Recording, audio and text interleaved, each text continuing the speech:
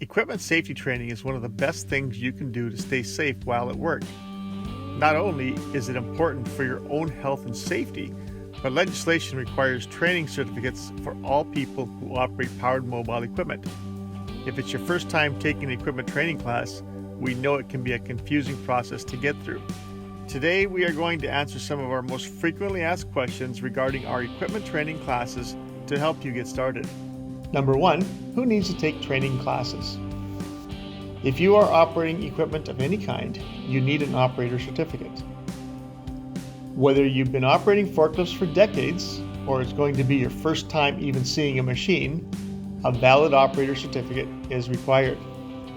We also recommend that supervisors take training courses, even if they won't be operating the equipment themselves. Supervisors are responsible for the health and safety of their team, and it's important that they understand the risks associated with the equipment and how to operate them safely. Number 2, how long is the training certificate valid? Your operator certificate will be valid for 3 years. After it has expired, you are required to complete the full theory and assessment portions to recertify. Number 3, how long does the training class take? Typically, training takes 1 full 8-hour day per piece of equipment.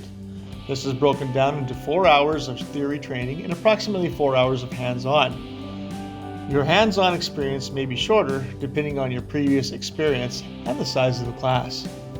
Number 4, is the training certificate valid across all jurisdictions and companies?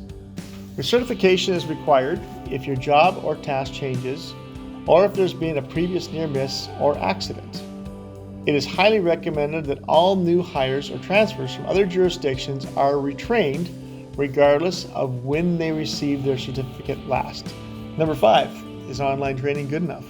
For an operator certificate to be considered valid and meet legislative requirements, there must be a practical hands-on portion. This shows proof that an operator can safely handle the equipment.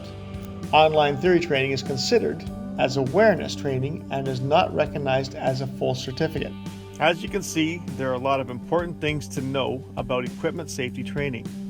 If you have any other questions about operator training certificates, please let us know in the comments below.